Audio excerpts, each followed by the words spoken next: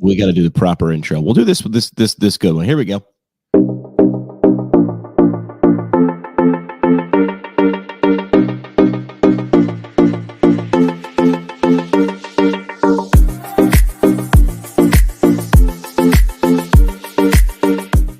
All right, good morning. It is Breakfast PT Club. Breakfast Club PT. I put the PT in the middle for some reason. I say it normally, and then the camera comes on, and I'm like, I don't know what I'm saying anymore. Good Thursday morning to you, Tony Maritato. Dave Kittle will be joining us in a moment. What's up, Jimmy? So first thing right out of the gate, what was your impression of CSM? How was Boston? What are the big takeaways? Let's see. Big takeaways. CSM is huge. It's always great because typically you get to watch thousands of students do their first CSM, and I think they're prepared for it, but never really prepared for it, and they're just like drinking it in. Content, rubbing elbows, seeing other people. So I think that myself, because I can only really speak fully from the way I looked at it, it was like you're constantly around 38 of the same PT students, classmates. And then all of a sudden you get to CSM and it's all these people who know things that you don't know, and they bring things up and you're like, I want to know about that. Or you see a presentation, you're like, I didn't even know that topic existed. What's animal physical therapy? That's a thing? Or what? So your mind goes in 10,000 directions. So it's really cool to watch students do that. Key takeaways. I did something that had growth. In years past, I would run around with my microphones and my mixing boards and my headphones, and I would run to people and do interviews, and I'd pack all my stuff up in my little case, and I'd run across the conference floor, and I'd go meet someone else, and then morning, Dave, and then I would set up again, and I was essentially just the roving reporter, and I was like, I'm going to stand still this time, and that saved me time, effort, mental clarity. So that's what I did. So ATI let me hang out in their booth and stand still. It was a good spot right at the front of the expo hall. And I think they liked it because they were like, oh, people like to listen or see who these people are. And I'm like, yeah, I talk to super smart people. I get to hold the microphone. And when someone was like, is there actually enough attention like for a podcast? I'm like, in PT, and I'm like, look around the expo hall. These people are here for like pens. They're here for stuff they don't even know about. Like they're here to see stuff that they don't even know. They show up in droves. So I think the final tally was 16,000 attendees at CSM, which is lower than a couple years past. I think the highest ever was Denver, March 2020 at 20,000. But February in Boston, I think 16,000 is not a bad turnout for that one. Prevailing topics, I know this is going to shock you guys: artificial intelligence, technology, integrations. How do you use things to make you become smarter? And then, of course, not to bag on people, but there were presentations that looked like they were recycled from 9 years ago. We're talking about stuff from the knee 15 years ago, but like maybe it's the first time you heard this one, so that's cool. But I'd say that the bleed 2 years ago, it was a year ago or 2 years ago, it was self care, burnout, mental mindfulness. And I'm glad to see that prevailing conversation is still going on. But right now it's technology and artificial intelligence, and people are buzzing about that. Karen says, good morning. Good morning, Karen. Hey, Karen. I can't believe I didn't see more live from CSM video content. Correct. Yeah. It's just shocking to me. Like after this show, I'm interviewing a videographer. He's not healthcare related, but he's local. I wanted to get him on, do a podcast with him, see what he thinks about things media wise. Yeah. And I'm like, every single human at that event had a phone with a camera, had access to live. Why was I not seeing just I know the answer. everything? No, the answer is our own psychology. Yeah. Because I think people like to take the picture and post it later. I don't know. The only reason I didn't, and I will go on record now, February 22nd, I'm not recording videos and podcasts from CSM next year. I'm going to go live. I don't think there's a reason to do it. The only reason I didn't do it this year was internet connections in the expo hall are spotty. True. That is the only reason I did not do that.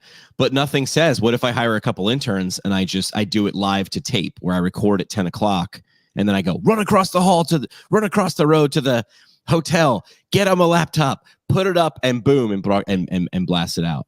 So yes to everything you're saying. The only reason I didn't do it, and I had the technology available, was spotty internet service in the expo center, because it's a big warehouse, a big metal warehouse. Yeah. But I need to bring me like a jetpack or a hotspot or whatever they call these things. Dave, good morning. What are your thoughts? Morning. I did see one or two or several of Jimmy's posts where he was, kind of posted up in like a, what do you call, like those like portable, like those like cocktail tables, basically. Yeah, I had pub tables. My question is so random. As you're speaking with someone, there's lights and all that. How many people, because I would do this, even though you and I haven't met in person, how many people just walked up and like said, hey, or while you're like speaking and interviewing, like zero, or was it like while I'm actually recording? Yeah. Well, the lights are on. I've got headphones on. It's very obvious that we're doing a thing. And we sort of set it up on the corner of ATI's booth. So it was like a little broadcast studio. So while I was actually recording, none. But I do make eye contact with people while they're like, I'm going to stick around, because I'm like, got it. That person wants to talk.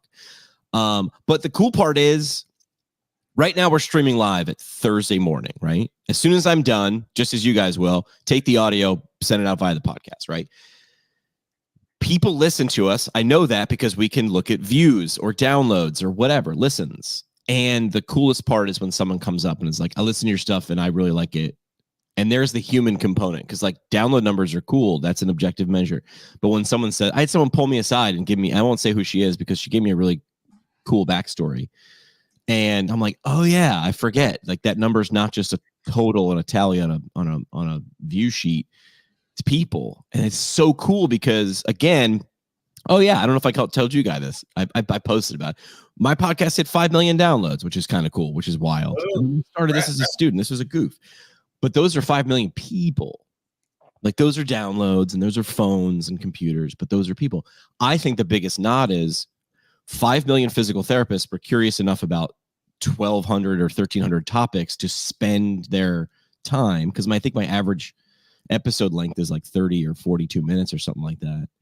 And with data, because again, data, artificial intelligence, our listen rate is above 90%, which means if someone pushes play, 90% of them get to the 75% mark of however long that episode is. If the episode's 10 minutes, they get to the 7.5 minute mark. If the episode's an hour, they get to the 45 minute mark. I think that shows to me how curious and how many things there are to continually learn in this profession, which is cool. So anyway, seeing some of those people in person was awesome. Have either of you guys ever heard of the dead internet theory? No. What is that? Okay, so this is going to lead into people watching this on Dave's channel, Jimmy's channel. You have to subscribe so that we know there is a real human watching. I looked it up. I heard this on a YouTube interview recently. Basically, there's this thing. It's called the dead internet theory. Google it. It's on Wikipedia. And it's a conspiracy theory that says most of the internet traffic is all fake. It's all bots. There's no actual humans hardly ever looking at things on the internet. I know it's not true. I consume internet content constantly. But if you guys watching want us to know you're live, you're real, you're a human, post a comment, subscribe to any of the channels. We need to know, is the internet still live and kicking? Yeah. I agree though. Like I think most of the time when someone comes up, like, been listening to your show for years, been listening to your show since I was a student, and I'm like, I've never seen your name pop up in a direct message or a comment or a like. I'm the same way though. I listen to like Smartless or NPR. I'm not dropping them DMs being like, great job, guys. But I'm consuming. It's called an asymmetric relationship. It's like someone just listens, sort of lurks. I do that too. But I'll tell you, and I said this pre-CSM, and this goes for CSM presentations. If you were like, that's a really great presentation, tell a friend, tell the presenter, because that's a positive reinforcement to like, that content was good or how you delivered it was great. And 2 or 3 comments is actually a lot. I know we get caught up with like looking at Kim Kardashian's Instagram and she's got 45 million likes and stuff like that.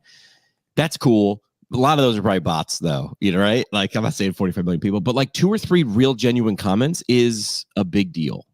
In my opinion. So say that. So Karen's here. She can't be the only one here. That's just like in the clinic. I always say like I could kill myself for 90 patients. I just need one. I just need one patient to tell me that was amazing. You've changed my life. You've had a major impact on my decisions into the future. Yeah. It's golf, man. I play golf and I swing the golf club, 80, probably 180 times. I need one shot, man. I need a 9-iron from 78 yards out to hit the green within 5 feet. I'm like, I am the greatest golfer alive. We're big, dumb animals. We focus more on the negative. I did an episode recently with a psychologist, my buddy Jamie, and the topic was doom scrolling. And he said something so profound. I said, Jamie, why do we keep scrolling if we're not getting what we want? And he said, we're looking for positivity, but we'd rather negativity than uncertainty. So we're uncertain, so we keep looking and we keep finding, and the algorithms are like, my job is to keep you here longer. So if I give you the negativity, I'm not giving you the certainty, you'll keep going. So I think if you see a comment from someone, it's a big deal. Awesome. So Dave, you had some great ideas for topics today. Yeah. Let me go ahead and read it off if you have it in front of you. I am. I'm looking. Well, one of the things we talked about is, should we start a new practice? What is this? Should new practice owners have a business plan? Actually, I got a question from somebody the other day. They said, hey, I'm just getting started. I'm struggling. I can't get the business off the ground. I would love to send you a copy of my business plan if you have the time. What do you think? What do you guys say about business plans? I mean, I didn't start Initial with a business plan. I didn't start Concierge Pain Relief with a business plan. I mean, you figure out a ton as you go. I also think like you have to have some chops. You have to have some understanding of whatever business you're going into. Yeah. You have to also be dogged, persistent, maybe even obsessive. Those are the things that kind of take you through. And then over time, you kind of piece it together. You kind of see what's working and all that. But even though they're like, business school will say, business plan, formal approach, and do all this thinking and planning and all that. But then you don't really know until you're actually, treating patients, billing insurance, or charging out of pocket or whatever, getting feedback that, Tony was just saying, like, patients giving you remarks and reviews or comments or things like that. And so, yeah, it sounds great and it makes a lot of sense. But like realistically, a lot of people do not start with a business plan. Jimmy, I'm sure you had a business plan before you started PT Pintcast. Someone said it better. I love quotes, man. And I actually know who said this one. Everybody's got a plan until they get punched in the mouth. Like Tyson. So, Yeah. So, all right. So let's define though, like a business plan. Like if you ask an MBA or a professor, it's like a robust 20-page, you could download a template right now or a million templates. I think you should have some ideas on basic questions. I think if you answer 7 questions, and I'm doing a live stream today, I'm pulling my best Taylor Swift move. You had to pay to come to CSM to hear me speak last week. I'm going to do the whole presentation as a live stream in just like 2 hours. You have to answer 7 questions. Who are you serving, right? What are their problems? What do you bring to the table? Where are those 2 things, their problems and your solution, cross? That's your why. How are you going to deliver it? Where are you delivering it? When are you delivering it? If you could, that to me, do you need a plan? You need the first couple steps, right? Someone said you don't need to see the whole staircase. I think it was, I forget who said this one. You don't need to see the whole staircase, just the next step. And like Dave said, like I've never treated patients before. I've never worked in a clinic. Like I don't know. All right, well, I'm not going to say no because we all hear these success stories of people who had no experience and tried it. I think the other thing is, do you give a shit? Right. So like if you really care, if this is the thing, you will find ways around. You will find answers, and you'll be able to pull yourself out of bed when everything goes sideways, because it will. Multiple times. It will. My favorite 80s TV show was A-Team, man. And Hannibal was the leader. And his line was, with a big cigar, I love it when a plan comes together. But even A-Team was like, we're going to do this. And then something always kind of went sideways, and one of the guys figured it out. So do you need a plan? No, I don't think so. Yeah, I probably have 100 started business plans from 2000, 2001, just because I was like, oh, well, I'm going to go into business. I need a plan. And I would go on public filings for publicly traded companies, look at their prospectus and try to pull a business plan from that. I would try to do all these things. I never got through a single one. But, you know, it's interesting. So last night I'm teaching my Medicare billing course, and we're talking about evaluations. We're talking about Medicare required documentation. And Medicare says in their guidelines, CMS chapter 15, what the requirements are. It's way less than anybody thinks the actual requirements are for a compliant evaluation, but they give you room, and they say you can use a supporting document. And what I tell my people that are taking this course, I'm like, look, I've been a PT a long time. I've never met a human that in 60 minutes, 90 minutes, 120 minutes, I could actually fully evaluate, fully collect all the information I need, really understand this person's insecurities, anxieties, passions, fears. So I'm like, it takes 3 or 4 sessions just to break through the initial walls. And Medicare says you can use this supporting document. So my evaluation gets done on day 1 in 5 minutes. But I add to it, I change it, I modify it over the next several sessions until I really start to understand what this person needs. My business is no different. I start my business with an idea. I get a general guideline of this is who I want to serve. This is the problem I'm serving. This is the value of the market. And then it changes. I don't know any business, big or small, that is doing the same thing a year, 3 years, 5 years later that they did when they started. So you need that flexibility. Yeah. Yeah. It changes too. I mean, I added consulting to my life, which is also, I don't like that word. I like idea giving, right? Because consulting just sounds like I sit in a tie. But it was like I did a thing for long enough in radio, then came to PT with podcasting. And then I was like, oh, and it's where you get to look like a genius. You talk to organizations, you're like, let me take a guess. You have this problem. They're like, yes, I do have that problem. You're like, and then this happens. And like, oh, that does happen. And then you spend a lot of money and you get this result. Like, oh my God, it's like, are you in my emails? Solution, right? Right. And I'm like, okay. And so, I don't sell prepackaged solutions, but I'm going to use the basic tools to get there. But I didn't see this coming. This was not in my business plan. My business plan was get to the 6th episode. And now I'm at, I don't know, I stopped counting, 1,200, 1,300 episodes. Wow. So yeah, so I think you should think this out. I think people probably, why do you think you started so many business plans but never finished them? Is it just like, is it verbalizing your ideas? So you like using that as a mirror, maybe? I mean, I think I've done that too, where I'm like, I'm going to do this, and here's the logo, and here's the colors, and here's my first 90 days. I think for me, it's just because I know it's a waste of time. I know it's an excuse to feel busy, but not actually accomplish anything. And so as I get into it, it gets grainier and grainier. Yeah. And I'm like, why am I even doing this? I need to make $1. Let me go do something that puts $1 in my bank account that has more practical application. Yeah. Go make $1. Or if you're in media, get 10 people to watch something or 10 people to listen to something. And then if you're lucky enough, like we have people watching right now, ask what did you expect? Did you get that? And what did you expect? What did you get? And how could I close that gap? And then I would give a bit of advice for people too. Don't chase what everybody tells you they're looking for. So I've done that before where I'm like, I can solve every one of your problems. And then I'm so far away from what I like to do and I'm good at that I'm like, I hate doing this. That's how I think people get stuck in jobs. They're like, well, it's money. And I'm like, it is money, but you don't like it. And didn't you start this own business on yourself to do stuff you like and are good at?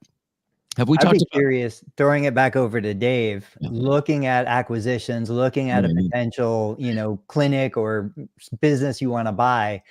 If they don't have a business plan, like I don't have a business plan, what are your thoughts? Oh, it's no big deal. Really, like I was going to chime in earlier about business plans with, let's say, Jimmy and I wanted to buy Tony's practice, right? And let's say we want to go.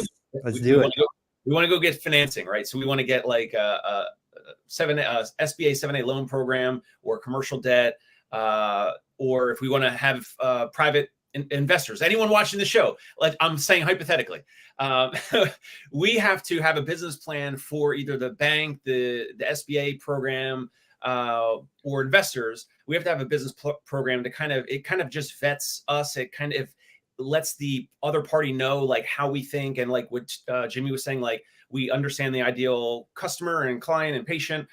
We understand like all the nuances of like what can potentially happen. What's the likelihood of us succeeding in that market or whatever. So the business plans are more historically more for investors or some financial institution. But if you're starting like a practice on your own, like it is literally not required. It helps with like understanding where you're going. It's like a little bit of a roadmap, but again, that's going to change so much as you go. So that's why it's more for the investor side. Just go to AI right now and be like, pretend you're going to be the loan officer at a bank and I'm starting a company. What questions would a loan officer ask in terms of business plan? Go back and forth and then go, great, right, sum that up and write it. Do you think anybody reads it, or are they just looking, did you check that hurdle? Yeah, I mean, when you submit, for loan documents and things like that, like there's a lot of things that they request, and it's really to check off boxes so that if they ever get audited, or if someone above them at the bank or the financial institution audits, their ability to verify if you were a qualified individual or company to get that loan, they need to have certain things checked off with their like due diligence package or whatever. Cover their ass. Yeah. Yeah. So talking about Jimmy, ChatGPT, I remember doing this. I was just looking for the article I wrote. For anybody who wants to do this, just so you have it done, what I would do is I would prompt GPT or Gemini or whatever you're using. I would say, hey, I need a business plan for a private practice physical therapy clinic. I would get GPT to create an outline for the business plan based on accepted standards. And then I would say, ask me questions, allow me to answer those questions, and then put that into a written business plan. Like, now for me, because I rather talk instead of type, what I do is I use like dictation service, or I'll open a Google Doc and I'll have it record my voice, turn it into text. And that's how I'll create the business plan. But smarter, not harder, people. Smarter, not harder. So guys, changing directions. I saw a post on LinkedIn this morning that plays into something else that Dave was talking about. It was from not Lifetime. We talked about that already. It was from Anytime Fitness. Do you guys remember Anytime Fitness? 24 hours? Yeah, 24-hour access. You can get in anytime. I think they really, really struggled when the pandemic happened, and they were just Anytime Fitness was for sale after that. But I saw a great post, and they were saying, hey, physical therapists, basically, we want to partner with you. This is not a job. We're not employing you. We want to bring physical therapists into our locations. And so Dave was asking, what are the pros and cons of a brick and mortar clinic versus a mobile practice? And I was just thinking, say it again. What you're proposing is the best of both worlds. Here we go.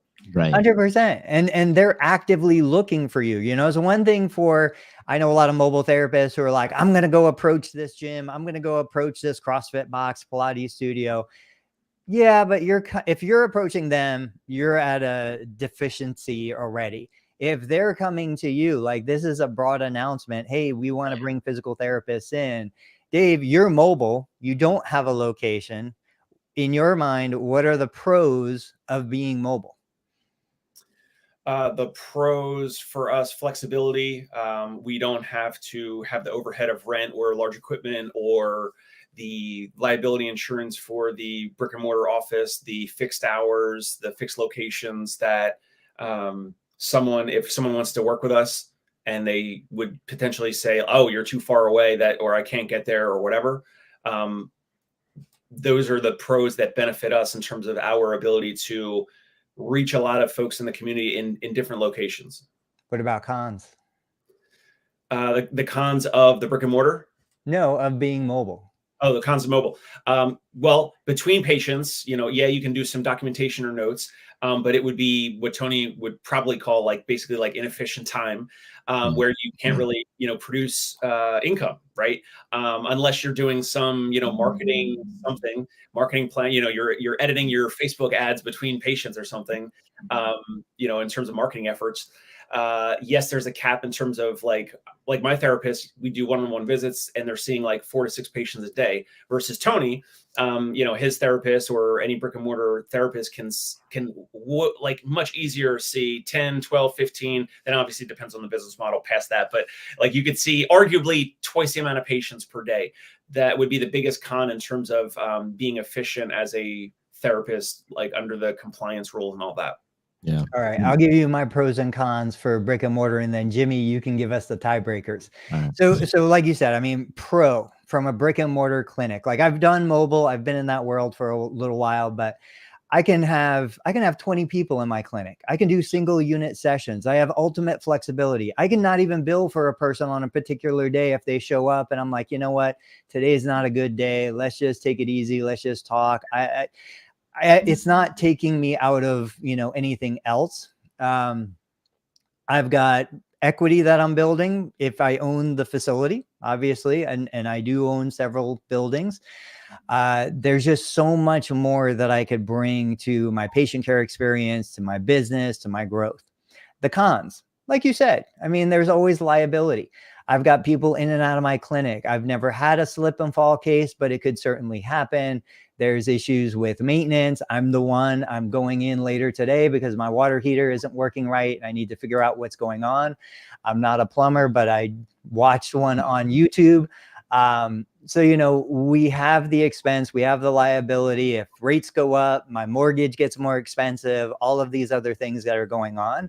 But I think in reality, what it comes down to is your personality. What is it that you want? I have talked to mobile therapists, and I'm genuinely shocked and blown away when they tell me this, but it's their prerogative.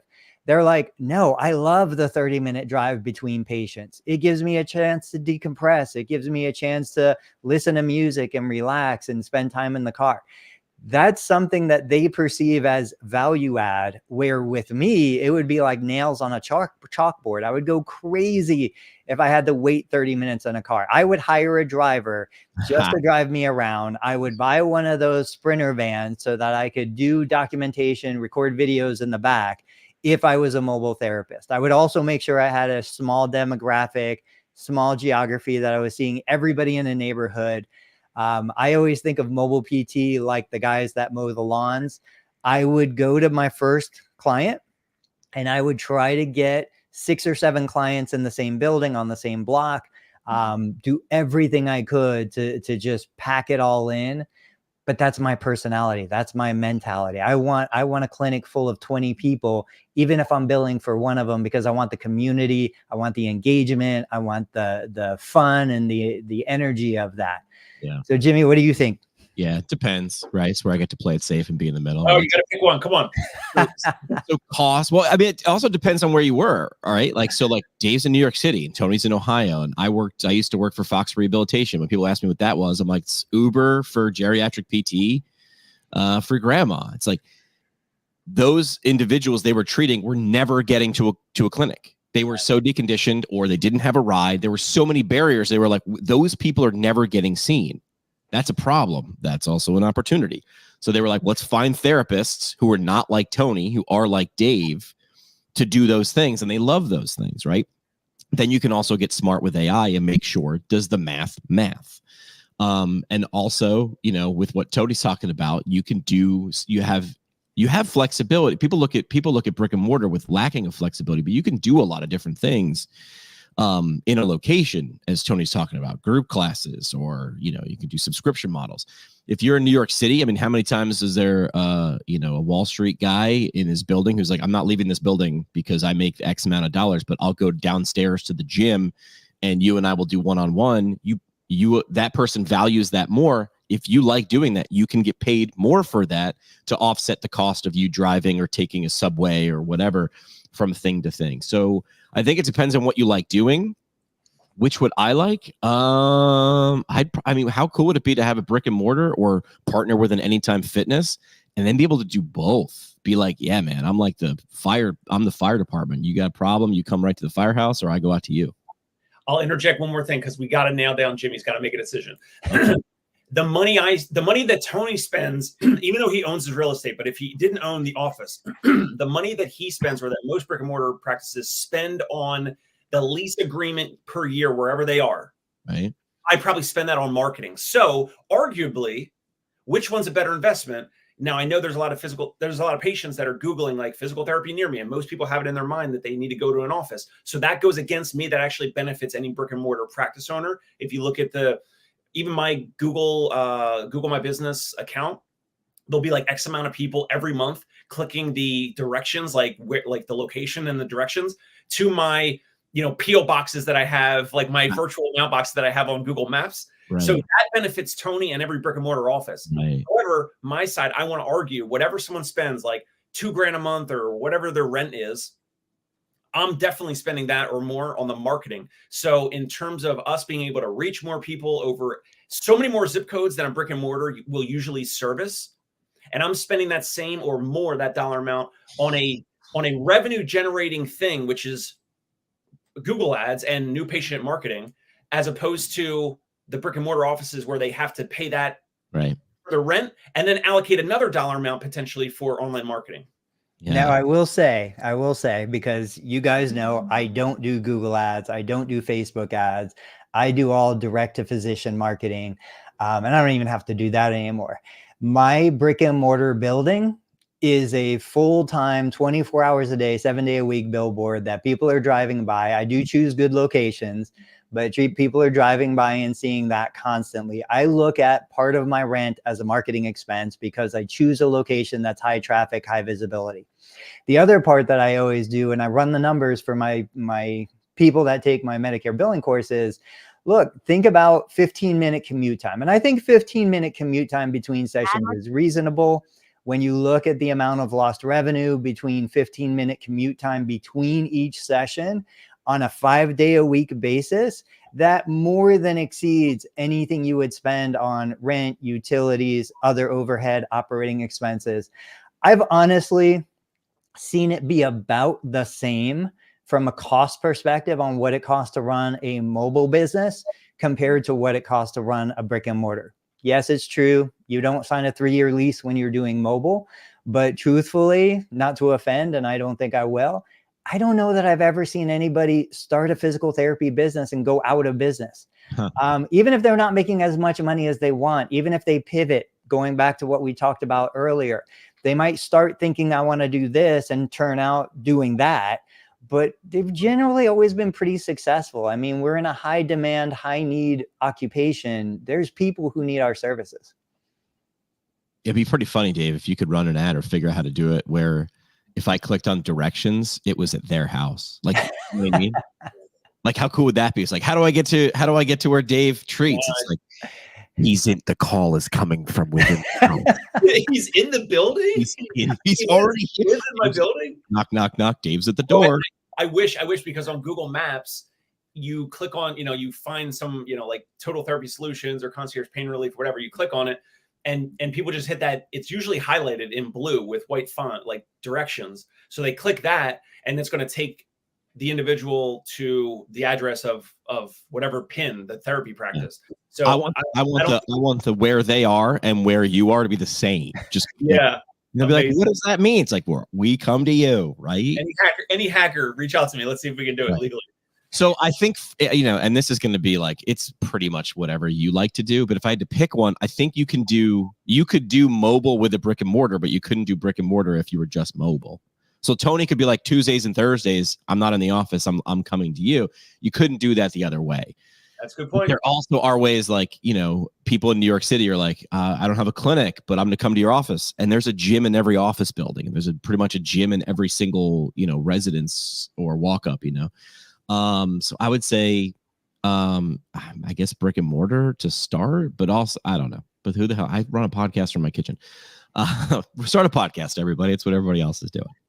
I would say mobile to start with. If you have that desire, you move into brick and mortar. It's just like Jimmy said, it depends on what you want, your personality type, what you hope to deliver. Let's hit one more because I love these topics that strike a nerve. And this one kind of struck a nerve. So I had been saying, you don't have to quit your day job. In fact, I don't even think you should quit your day job. If you want to start a private practice, if you want to start a real business, you should remain a 40-hour week therapist, getting a W-2, getting a guaranteed salary, having benefits and coverage, and start your business in that position. And the reason why I say that is because we know a lot of people that are in their 40s, 50s, they have families, they have kids, maybe they're primary breadwinners, head of household. they don't have the freedom like I did when I was in my 20s living in the basement to risk everything and start a practice. They also probably don't have the cash reserves to take 3 to 6 months with no salary, no income, and then probably another 3 to 6 months of pushing all of the profits back into the business. And what I would say is I love the idea of intentional constraints, so that if I'm working 40 hours a week, you're right, I don't have a lot of free time. But what that does is it forces me to build a business model that isn't dependent on me. It doesn't require me to do every treatment. It doesn't require me to bill every service. So I have to hire a therapist. Yeah. Now people are like, well, how can you afford to hire a therapist? Well, we live in a day and age where literally, if I get a patient referral, let's say Dave is going to be the therapist. Even if he's not working for me, he's an independent contractor, he's got his own business, I don't even care. I'm just trying to prove a model. What I would do if I was in Brooklyn, in Dave's area, I would start my own business. I'd start marketing. I'd start communicating. I get my first referral. I would connect that referral with Dave.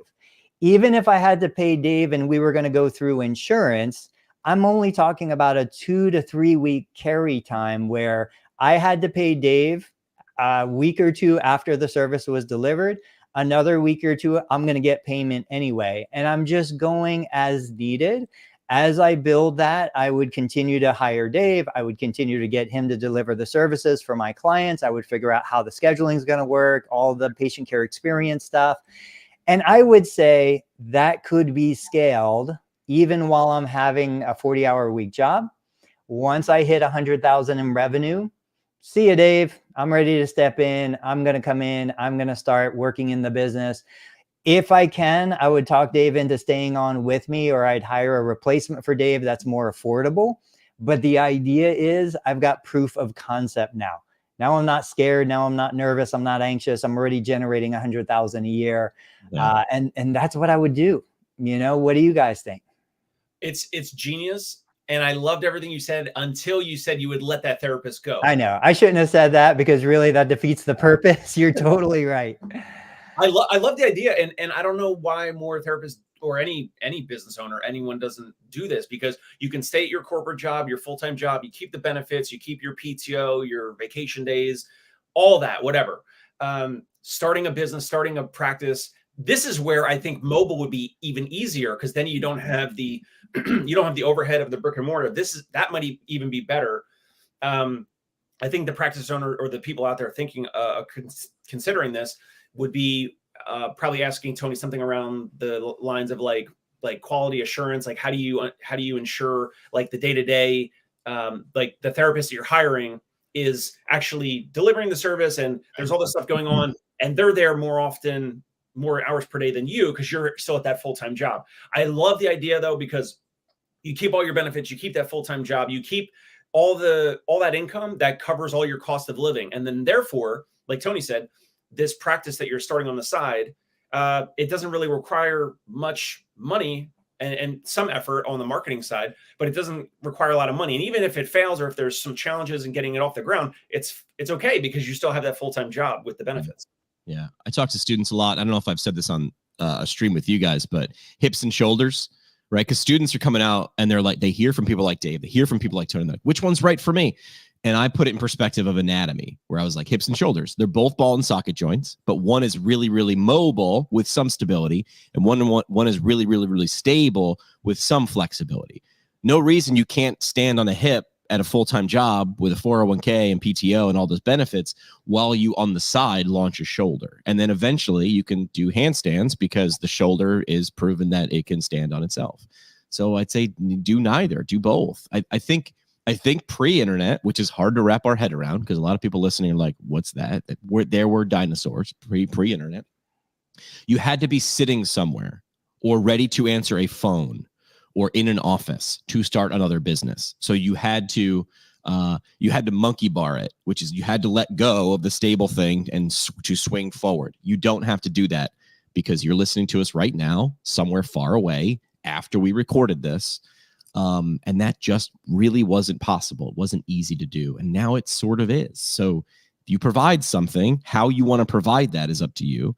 And how that person wants to receive or consume that is sort of up to them. And that's where you get to meet in the middle with this interwebs thing. And I think the biggest thing, what I got from a negative feedback perspective was from therapists who had very successful businesses right now. And they said, I couldn't keep a job. I had to go full time, all in. That's But me. they're still the treating therapist, which is awesome. I still treat patients myself, but I don't want that to be my full-time job, my primary responsibility, in addition to owning and running the business. I want to have the business that takes care of people, and then I can step in when I want, how I want. So I think therapists are very threatened by that. I think therapists think globally that they're like, well, I have a unique perspective. I am the one that should be doing it. I am the professional. I can't treat 40 hours a week and then go treat another 30 on my own. So you look at what it is that you want, but most of them will say, I want freedom, time freedom. I want financial freedom. I want these things. Well, you can't do that if you're working 40 hours a week in your own business and you're doing all the business operations after hours. Like, you have the worst world possible. Yeah. The other thing that they say is, well, if you keep your full-time 40-hour-a-week job, you're making less money. If you were treating the patients in your business, you're going to make more. Kind of true, but you're going to take that time in the beginning with no income, no salary.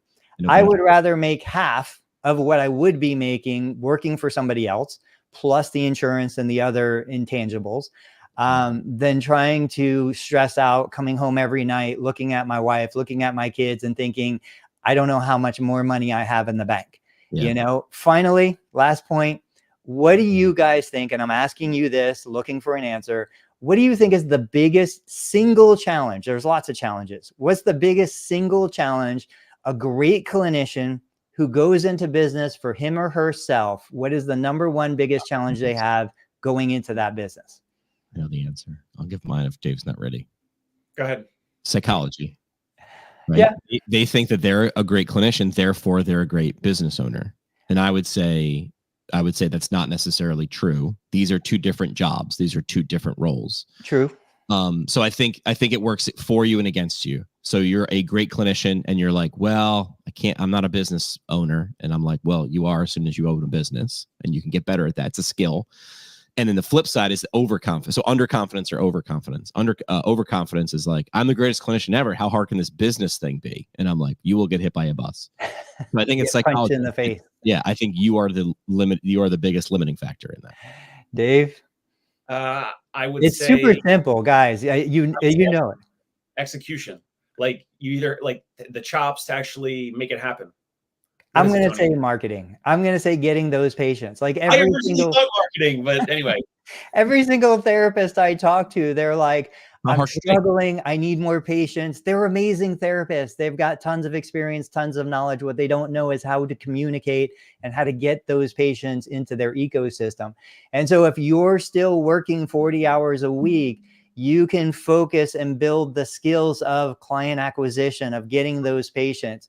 The delivery, you can deliver the service. What you don't know is how to get those people to say, I want you, I want your business, I want your solution to my problem. Yeah. And so that's where I think you can experiment and you can learn and you can do those things on someone else's dime. You could, right. Look, if you work at a successful practice, ask those questions. I mean, hey, I'm curious, where did you start? Because it looks really simple, because you as a clinician see the patient when they walk in the door. Getting them to the door is simple, but not easy. It's how are you doing that over and over again? So that's what you get with stability. I found it interesting that, so much of the stuff that I publish gets great feedback. Every now and then, though, I hit a nerve and I get some kind of frustrated responses. And that was one. Don't leave your day job when you start your new business. That was one that generated some frustrated responses. Yeah. Yeah. I mean, but this conversation 5-6 years ago when I was in PT school, or 7 or 8 years ago, I was in PT school, was new grads should never travel or go on your own for the first 5 or 10 years. Right. Like, that's insane. And I think the more they heard that, the more students said, well, then I hold my beer. I'm going to go do this thing. And those people have thriving practices now that are great clinicians, because that was also the rub. You don't know everything you need to know about being a great clinician. No one does. And being around other people doesn't guarantee that you're going to become a better clinician. And the other thing was, you don't have any business experience. And I was like, well, the only way to get business experience, well, not the only way, you can work with someone else, but jump in and now you are invested. You will pay attention when it's your money and your livelihood on the line. You are fully awake when that happens. Really quick refresher, marketing 101. Tony was just talking about marketing. It's time or effort, folks. So a great example on Instagram. Go to Fit Club. This is a colleague of mine. I don't get anything out of this. Fit Club NY. So Kellen Scantleberry is a physical therapist. They have like 3 locations here in New York City. If you go on his personal Instagram and or the clinic's Instagram, he is taking his portable treatment table everywhere, into pickleball courts, tennis courts, different basketball courts all over the city. They do partnerships with like Fleet Feet and all the, running shoe stores, whatever. He is like the ultimate hustler. It takes money or time, right? So I spend a ton of money on Google ads, and then therefore I can kick back, I can hang out with Tony and Jimmy, and I don't have to go, meet with physicians or go and do those Fleet Feet things and bring my portable table to the pickleball court, right? So I could do that. It's time or effort with marketing. So if you are posting these things online and Tony sees them and you're complaining about, or you have a challenge with getting more new patients, you're either, if you don't have the budget for paid ads, you have to just get off your butt and you have to get in front of more people in your community. Where do all those people hang out? Coffee shops, pickleball, basketball courts, gyms, Starbucks, library, literally anywhere. That's why chiropractors are better at marketing, because they'll put up their table in front of like an Acme or a grocery store with a spine model, and they will talk to every single person that walks in or out. Maybe you don't want to do that directly. Maybe you don't like that. You think that's a little, I don't know, a little too forward, but like, you just have to meet more people. It's really not that hard. That's what they said in The Little Mermaid. I want to be where the people are, and the people are in person, but the people also are digital. So be where the people are, hanging a spine model or talking about their problems and your solution where the people are. You decide what that is for you. You want to sweat and hustle around with a table? You can do that. That's what to go full circle, that's what I said I did at CSM in years past. I ran around with a microphone, like a chicken with my head cut off. And when I was done, I was spent, but I had all the interviews and I overserved my guests. And then I said, I'm going to stand still and I'm going to set up a studio at CSM and have them come to me. And no one said no. I figured if I wasn't so flexible, they'd be like, well, I can't. No one said no. Everyone showed up. I gave them the booth number for ATI. I gave them the time on their calendar, and they all showed up on time and were pleasant. So and it's cheap because you didn't even have to pay anything for the booth. Correct. Because I said to, hey, ATI, would you like a stream of people? And now every photo that's taken of me and that I share in the videos is going to have ATI in the background. I'm going to say, hey, thanks, ATI. We're at your booth here at CSM. I do agree with Tony, though, the live element. And I already said this with a buddy of mine. I'm like, how do I do this live? Because I want that in the moment at CSM, so you know where I am, right? I want to capture as much of that 16,000 in-person traffic at the exact same time, never having to wait, because I haven't released an episode from there yet, and it happened a week ago today. They would have already been out yet, and I could have done a lot of things with those things. I know we're getting close to the top of the hour, but I wanted to follow up on go where the people are. Yeah. Something that's interesting about that, and I think about this every single day. So I try to work out, I try to run, I try to do something every day. When I do, I listen to podcasts, mostly business podcasts. And I think about the people I put in my ear. I listen to, My First Million. I listen to a bunch of startups and innovators. And I'm like, they speak a language, they say certain things, they share ideas. It's a common language. It's a culture. That's really what it is. It's a culture among these successful founders and business owners. And I think about how that has influenced and impacted me as a business owner. And it completely pulled me out of that scarcity mindset, completely pulled me out of that, I don't know, it's charging too much. I don't know if anybody's going to do it. I think putting yourself in those communities, joining those cultures, if you resonate with them, if it makes sense to you, if you like what they say and they're saying the same thing that you're thinking, getting access to those communities can just be so powerful for somebody who's struggling right now. Who's like, I don't know, everybody in my family. I share the story all the time. My wife says every business idea I have ever had is the stupidest idea she's ever heard. I shared on LinkedIn. I said, imagine, and I can't even pronounce his name, so I'm not going to try, the founder of IKEA. Imagine him when he told his wife, told his brother, told his sister, he's like, hey, I'm going to start one of the biggest furniture stores in the world, but I'm not going to let anybody buy the furniture that's already built and made. I'm going to make them wander through my store for 90 minutes. Walk one way. Yeah, yeah. I'm going to wear them out. They're going to get lost. They have no idea. And then when they get to the end, they're going to pull boxes. They're going to have to drive it home, hanging out of their car.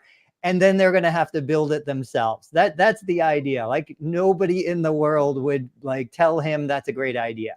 And so many of these Uber and Airbnb, yeah, we're going to have some weirdos sleep on the couch and we're going to charge them $50.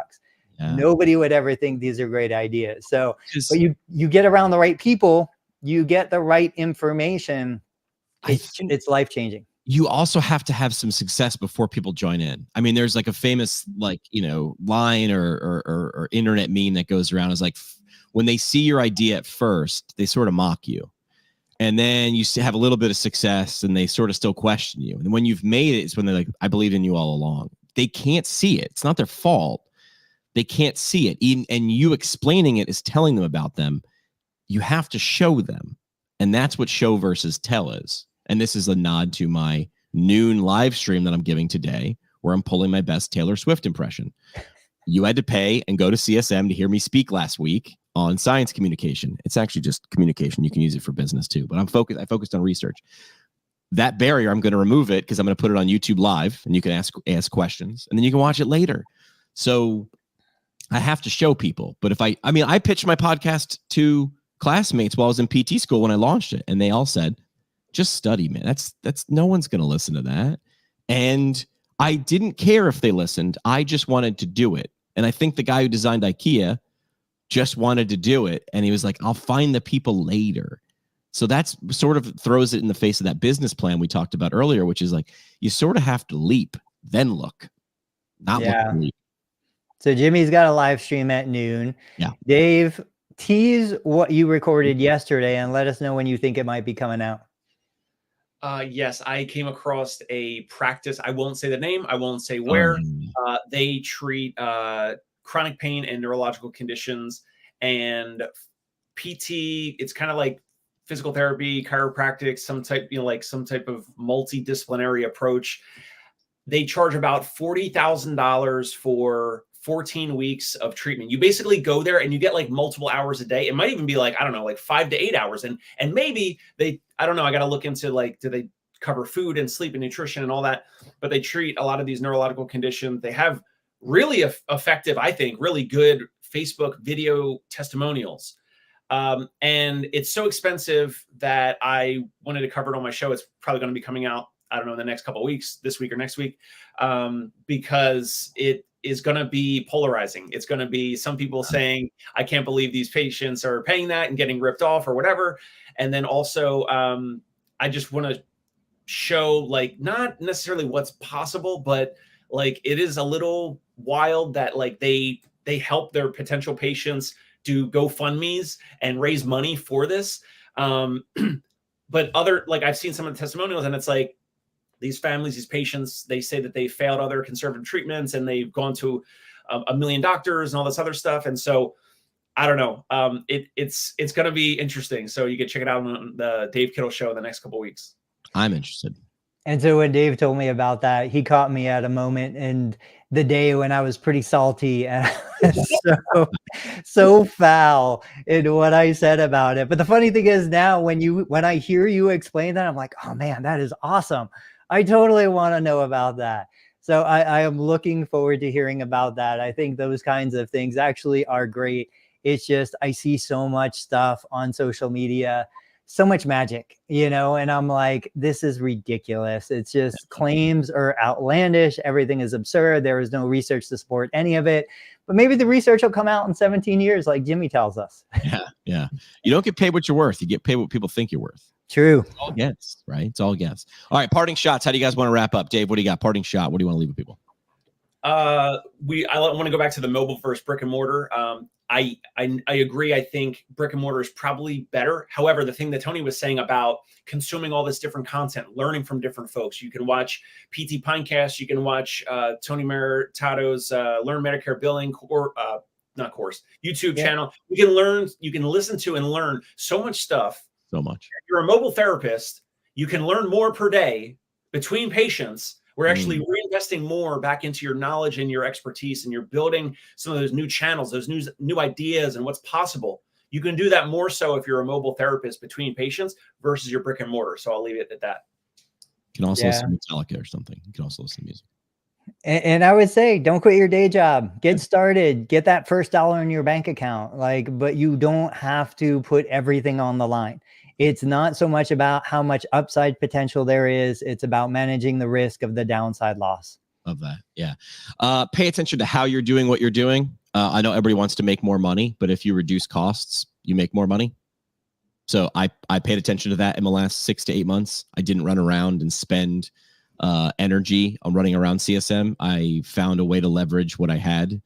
I didn't necessarily make more money, but I spent a lot less in doing what I wanted to do. So you can do that. So I know we talk about increasing revenue. You can do that by minimizing costs. Gentlemen, thanks so much for the insight, and we'll do it again. Same bat channel, same bat time next week. Sounds good.